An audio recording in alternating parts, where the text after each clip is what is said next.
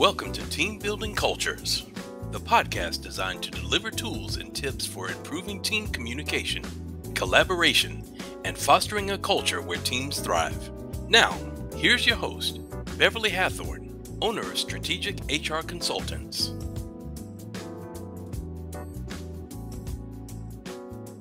Hello, listeners, and thank you so much for joining me for another episode of Team Building Cultures.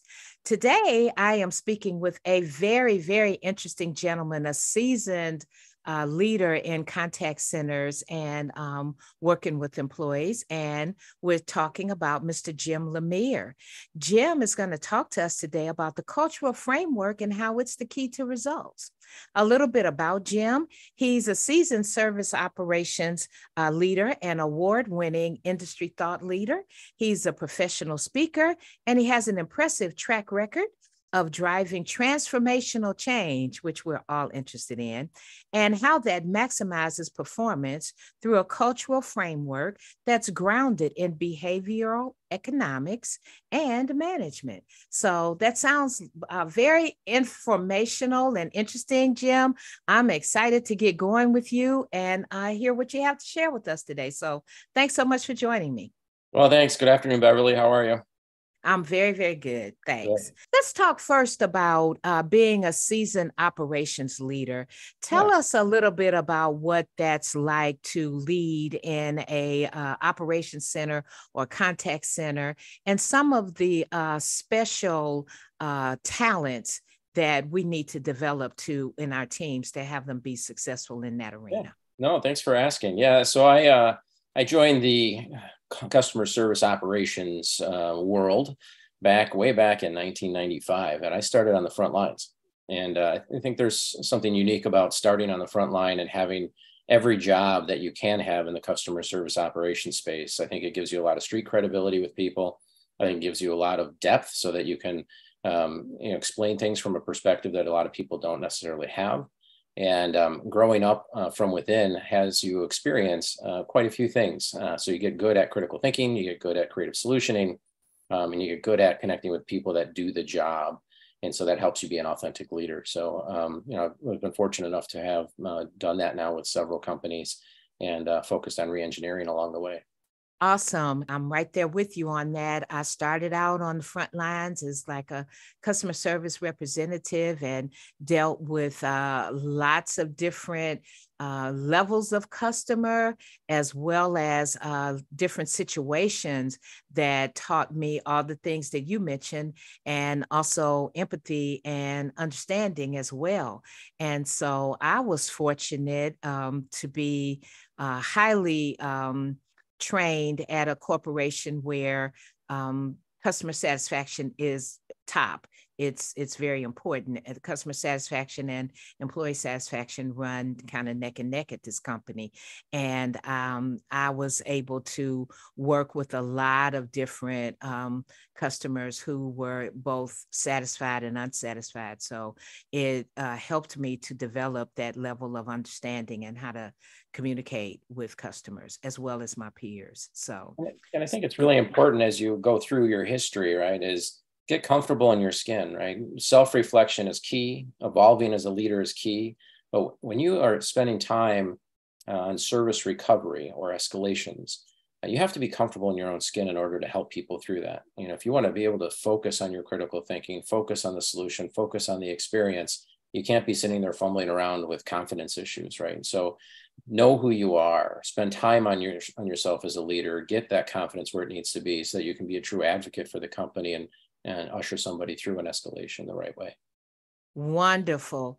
And I would add to that the relationship building upstream and downstream is important. It's important, especially when you're handling escalations, to have allies in other areas where you've, worked with them and helped them along, and they've helped you along, so that you can call them, because often an escalation does not take the normal processing route.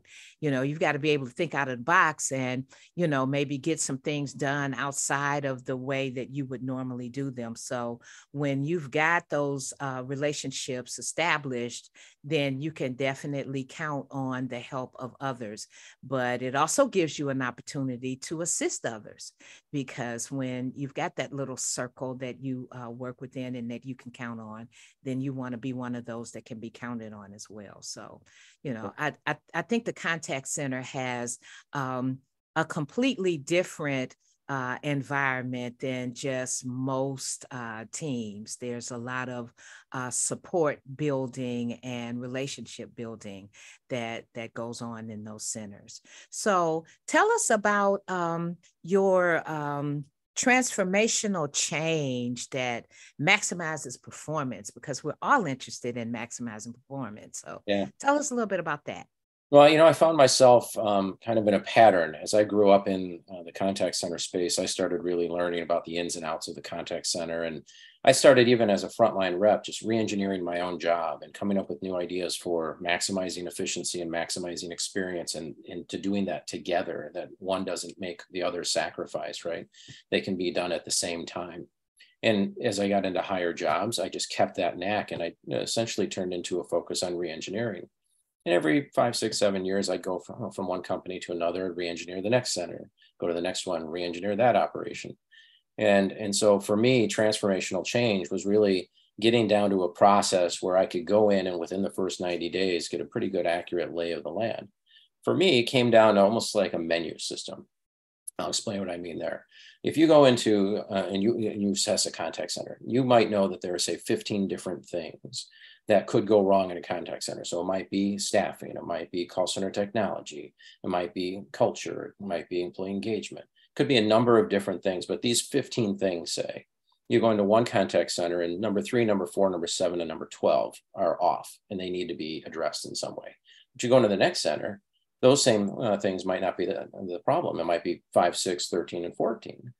And so really getting a good understanding of what your 15 things might be and how each one of those needs to be addressed and how they interplay with each other, very important. And so for me, that's what it became, going in there and figuring out, okay, on the menu, which things need to be addressed first and what's a good plan for fixing those things and how do they relate so that you can have a holistic plan.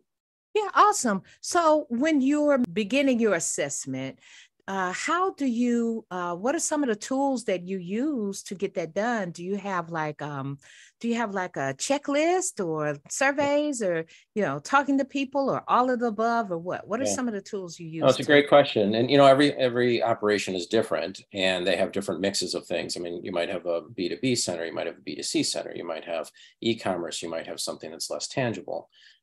So some of it's case by case, but in general, one of the most important things is to lead with what I call the cultural value chain. Now, the cultural value chain is a framework that I use. It's very simple in its form, but it's complex in how you can implement it. I'll explain what I mean.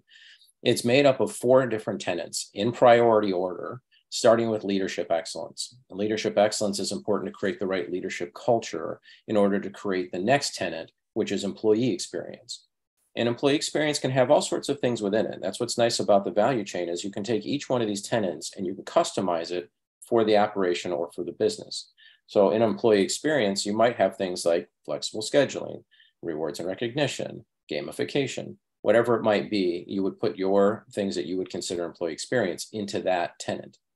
And then you could see how it plays with the other tenets. For example, leadership excellence is the first tenet. And you might put into that the way that you have leadership development, or the way that you maybe coach to behaviors versus metrics, or whatever it might be. You define what fits into your cultural value chain. But to continue on, you have leadership excellence that creates the culture for employee experience. Employee experience done right creates the right client experience, which is your next tenet. And if you do client experience, well, you'll get the last tenet, which is business results. Now, you'll notice that business results is last, very intentionally, not because business results aren't important. Everything should be outcome focused, but you cannot maximize your business results without first paying attention to the first 3 tenets. One of the things we say all the time is your employee experience will never be greater than your client experience. So you have to focus on your employee experience if you want to maximize your client experience. One has to go with the other. So that's the cultural value chain that I follow consistently. And we stay in that order and do it from a decision-making standpoint, from a cultural building standpoint, from a change management standpoint. Everything goes back to, is it in line with the value chain? Awesome. Yeah, I would like to delve just a little bit into the cultural the tenets, the four tenets that you just gave us. So when we talk about leadership excellence, how do leaders accept being reviewed or kind of looked at, or for lack of a better word? How does that normally go? And what do you do to get the information that you need? Yeah, are you talking about performance evaluations that are more subjective than objective? Okay. Is that where you're headed? That is where I'm headed. Exactly. Yeah. So it's very interesting because we've spent, when I was early in my career, the focus was always trying to get down to what are the measures that go into a performance review, and trying to make it so objective that you were almost guaranteeing then that you had something that was applied consistently across your entire workforce. However, the more objective that performance review is, while that provides some clarity from a numbers perspective, it's not very satisfying as an employee, because every coaching session then becomes about numbers. And so, for example, if you had a schedule adherence, let's just take schedule adherence as one. It's an easy one. You say, well, it's supposed to be 95%, say. And you sit down with somebody and you start to say, well, your schedule adherence is sitting down at a 90%. You really need to improve that. That's not very helpful for anybody, and it feels very punitive. So at one point, what we did was we said, look, we want to have performance reviews completely subjective. In other words, we want it based on the behavioral conversations that happened along the way. And the objectivity comes in the notes and the patterns that you kept track of and documented based on how well they changed their behaviors. If you focus on the behaviors that change those metrics, then by nature, the metrics have to change if you were effective at controlling their behavior. So for us, we took every performance metric out of the performance review. And we told every manager, say, well, you can't use the metric name and you can't use the metric number when you sit down to do any kind of coaching. Well, as you can imagine, that created quite a stir. So I remember one time I met with a manager in the hallway, was passing through, and I said, well, I'm really struggling with having a conversation that happened to be on schedule adherence. I said, well, what do you mean? I don't know how I can possibly sit down and have a conversation about schedule adherence without using the name or the number. I said, okay, let's role play it. That's one of the things in our leadership excellence tenet would have been role playing, and a lot of it in order to get people to be better at coaching, have valuable conversations that had meaning for somebody that actually changed behaviors. So we role played right out in the hallway. I said, all right, I'll be the manager delivering the message, and it's going to be about schedule adherence, and say your schedule adherence is too low. Okay. And she goes, great. I said, I noticed from my own observation and from feedback from your team that you're not in the team when the team needs you most, when calls are queuing. What do you think's taking you away from your desk so much? I didn't use the metric name. I didn't use the metric number. And I was very direct about what I'm asking about. And so it's an open-ended question. All you had to do then was sit back and listen, and then guide them through that conversation. Well, the manager was like, wow, I'm making this harder than it needs to be. I said, yeah, it's really about being human and having a conversation with somebody about a core behavior. Don't make it about the numbers. The numbers will improve. When we first implemented the value chain and we went with this approach of behavioral-based coaching versus metric-based coaching, I would tell you we were at a -44 for employee net promoter score. And over the course of 18 months, we were at a +83. Wow. So huge change in employee net promoter score, huge change in how people accepted that new conversation, huge change in how management delivered those conversations. Great job collaborating with each other. We changed the culture, and performance went up. Quality was where it needed to be. Service levels were where they were needed to be. Efficiency was where it was needed to be, where it needed to be. And people were just happier from an engagement perspective. Yeah, I can see that, because, if you're just talking about the metrics and you just tell me that a number needs to be higher or lower, or whichever the case may be, then I'll work toward that number, and my behaviors or my activities or the way I go about things will not improve. I'll just simply improve the number. And there's several ways of improving the number, but if I look at behaviors, then other areas, as you mentioned, will be affected by my improved behaviors other than just that number. And then when you tell people that their number is not where it should be, also, as you mentioned, it sounds punitive. So immediately they're on the defense, and you can't break through that now that you've told me I'm not up to par. Now I'm on the defense and I'm going to start giving you reasons that may or may not address my numbers, i.e., well, this person isn't either. And, this doesn't work. And my team does, I'm going to start giving you excuses instead of us talking about how my behaviors can affect that change that we're looking for. And in the process, you'll grow me. You won't just teach me how to reach a number. That's almost like the old teach a person to fish, give them a fish, you feed them for a day, teach them to fish, you feed them for life. That's what comes to mind when you talk about that. Well, and it goes back to relationship-based management too, right? So if you want to build a relationship with that employee such that you can leverage that relationship to gain their trust and help them improve by improving their ability to self-reflect on their own performance, by holding them accountable more to behaviors that drive performance. It takes away that gamification piece of, I'm just going to figure out how to game the system to give you the numbers you want. It completely takes all of that away. And it's not that, notice earlier I said we took the metrics out of the performance review. It's not that we stopped tracking metrics. We track everything, right? But from a management perspective, we then know from the metrics where to spend our time. And the metrics are still in the performance reviews of managers and above because they need to maximize those numbers, but they need to do it through behaviors. And if you give them the crutch of putting those numbers in a frontline performance review, all they're going to focus on is having a conversation about the number. And they won't be great managers in the process. Because the only thing that's going to improve is the number. And that's only good until the requirement for that number changes. And then they're going to have to figure out how to, reach that number again, instead of having now a new foundation about how I address my workload. So now I've got a new foundation. So. And your attrition will be higher. And then you're going to spend even more time on metrics because you're going to be turning people over. So your average tenure will come down. So, I mean, when we first implemented the value chain, our average tenure went up close to 5 years. And at the same time, people were happier. They were staying longer. They were performing better.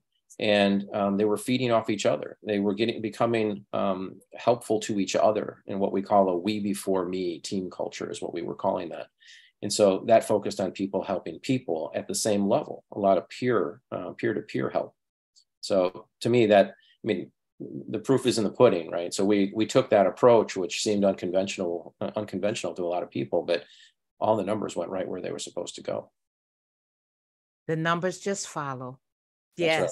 That sounds great. So, let's go to the second tenet and let's chat a little bit about that a little bit more. You've touched on it a little, but let's chat about the employee experience. So what are we doing there now that we've, decided how we can approach the leaders and help them improve behavior so that the rest of their area improves?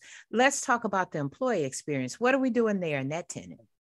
Yeah, I mean, and it could be a mix of things, right? So you might say, well, how do I make the environment more engaging? Well, maybe it's gamification.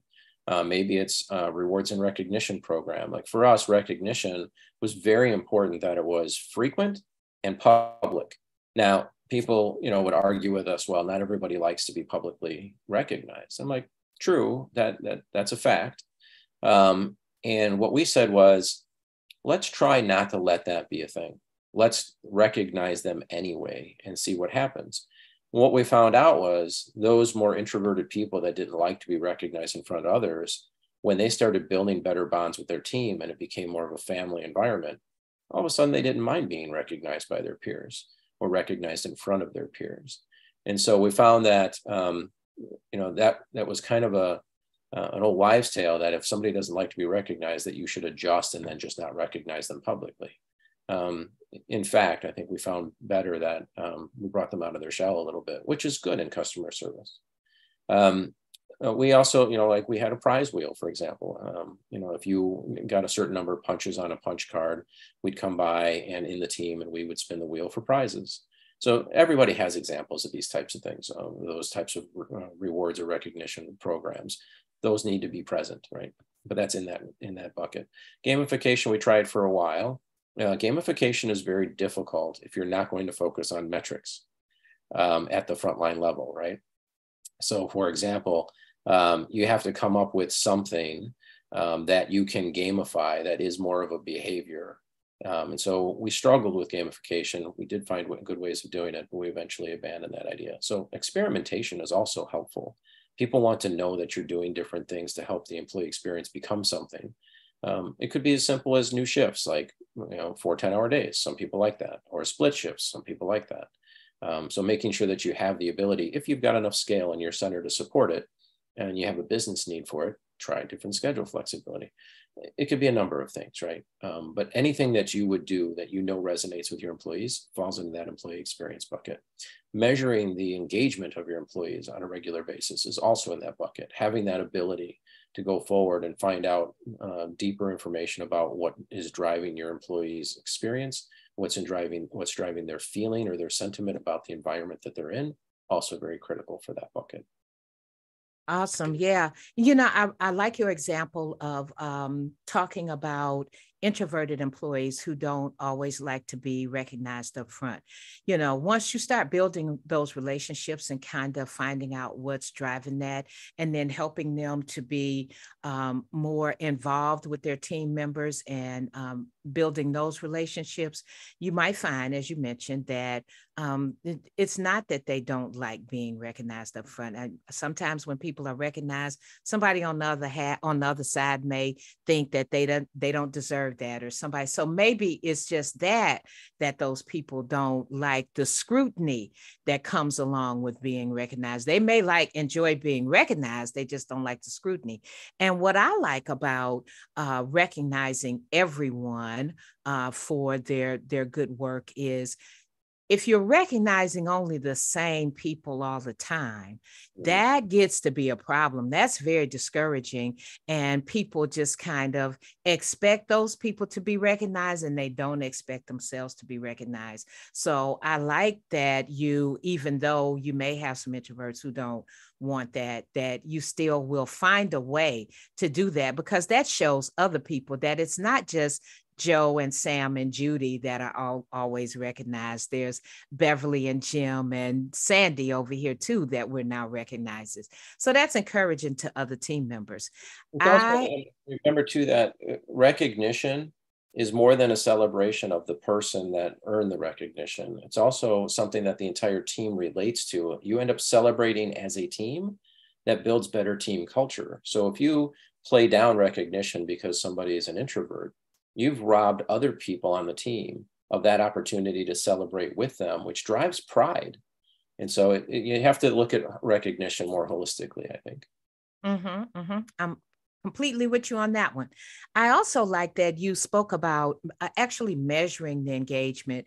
There's so many different ways that we can measure employee engagement. Of course, there's eNPS, there's pulse surveys, there's things that you can do behind the scene, like look at your absenteeism and your turnover, even your exit interviews. There's data there to tell you how happy your employees are. And once your employees begin to be fully engaged, of course, we all know the impacts of that. There's better service delivery to your customers. It's better teaming.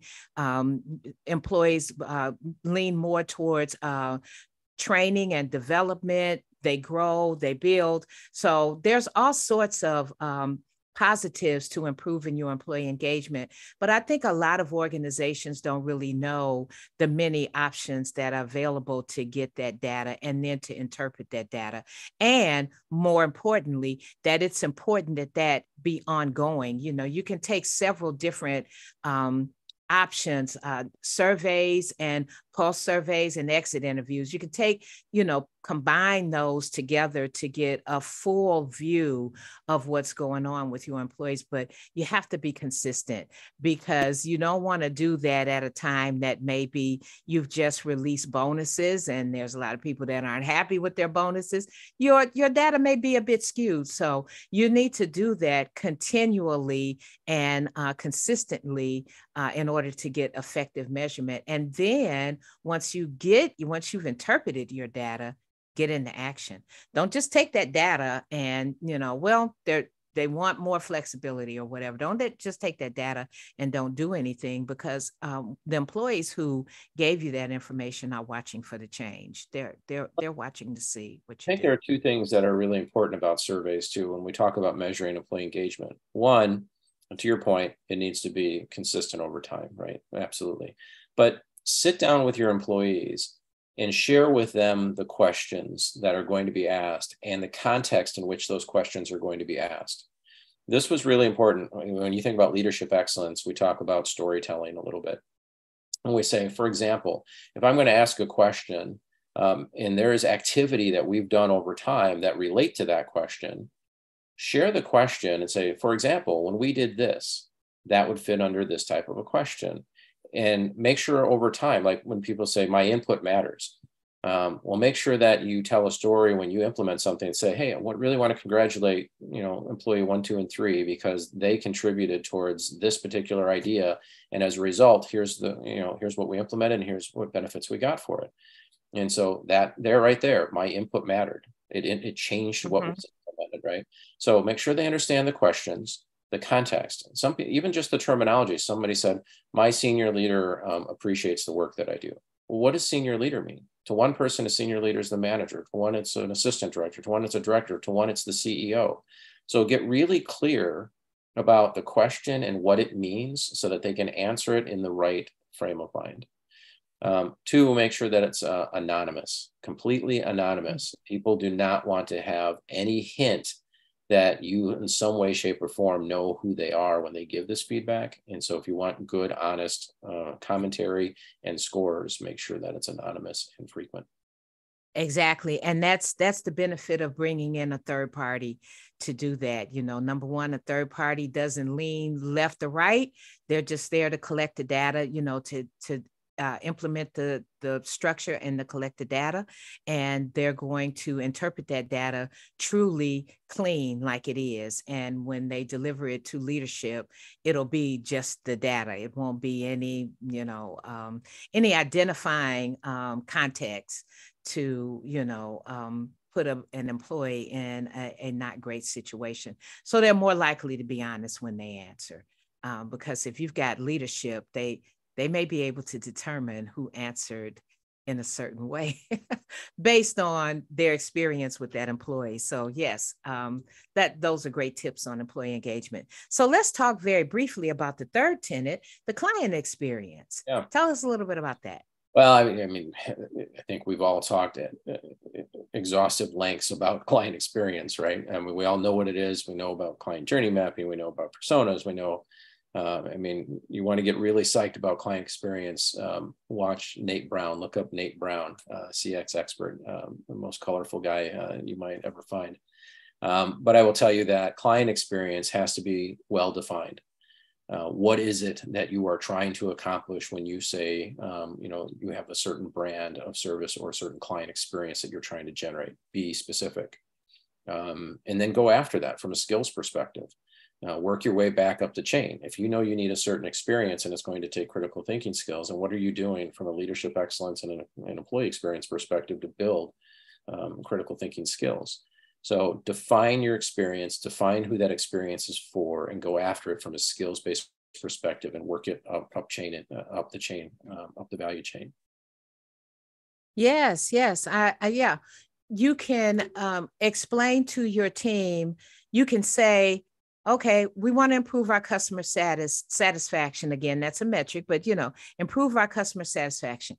Okay, so the employees are thinking, so How can I do that? Does that, okay, well, I'll just give every refund. Every time a customer is asking for a refund, I'll Yeah. just give it. That should make them happy.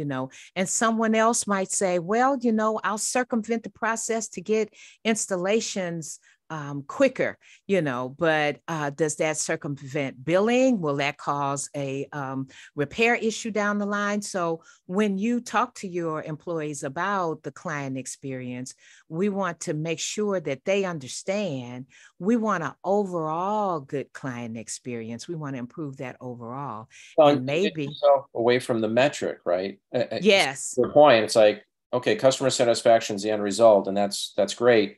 But what are the behaviors that drive customer satisfaction? And then you'll start to say, well, it's about lower effort.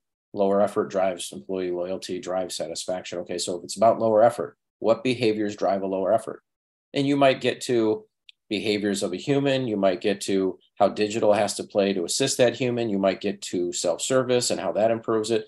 You could go any number of directions depending on your industry, but it will be about something very specific. I'm trying to improve a particular behavior, which will drive a particular feeling for that client. And yes, that feeling then drives loyalty, drives satisfaction, and then the metrics will move. So to your point, get away from the metric when you're talking about line staff, when it comes down to what experience are you trying to create. Mm-hmm. And growing and developing that team, giving them the resources they need, number one, but also giving them the proper training that they need. And nice little side effect of that is you're going to get more promotions out of that. You're going to get a stronger team. You're going to get people who really understand what it takes to improve the customer experience, not just to reach a number on a survey. So you're going to get people. Right? If you did it right in line with the value chain, Yes. your employee engagement is going to be really high on top of it. Yes, yes. So I'm starting to see how these fit together, like, those little Russian dolls, how you have like one inside the other. I'm starting to see how these tenants fit together. So lastly, let's just touch base really quickly on the business results. And I'm thinking once we improve this leadership development, the leadership experience, once we improve the employee experience, once we've improved the client experience, well, so pretty easy to see. Yeah, pretty easy to see. Right? Yeah. One's going to, the other three drive business results. But what's important about business results then is that you're very clear about what are the business results that you focused on in those first three tenets to drive. So if you have an executive dashboard, what are those metrics that are most important that generate the best outcomes for the business? Because if you're going to move those metrics, you have to backtrack it up to say, well, then what are the behaviors that are going to drive those metrics, right? So every tenant has to be integrated and in alignment and work up and down, but you have to always start at the left when you're implementing. As long as you're very clear within each tenant what you have to do and how they're defined, every tenant will fit together and be integrated well. But they don't operate in a silo. One affects the other, that affects the other, that affects the other. I can totally see that. So, these tenants are necessary components to a successful organization.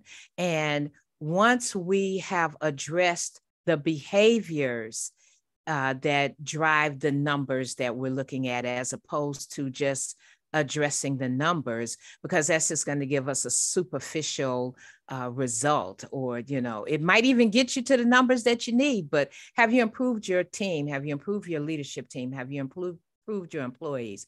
Have you improved your processes and your systems that drive the client experience? So I can see how all of these work together, and this is really a transformation. This is a true transformation from the inside out, not just from the numbers, or from the inside out. So you've grown your team exponentially and you met your numbers. So yeah. Got it. Right on the button. Yeah, I got it. That's great. Well, Jim, I've really enjoyed chatting with you, and I've definitely learned some things. I'm an old school note taker, so I've got a lot of notes here, things that will help me in my professional performance, and I'm sure my listeners have learned some things that will help them as well. So if we wanted to reach out to you or get in touch with you, how would we go about doing that? find me on LinkedIn and send me an invite or send me a message, and I'm happy to engage in any of these types of conversations. And I wish you all luck in the implementation. Yes, yes. I'm sure we got some good nuggets to move on. So thank you so much for joining me today, Jim. I really appreciate it. This has been a great conversation.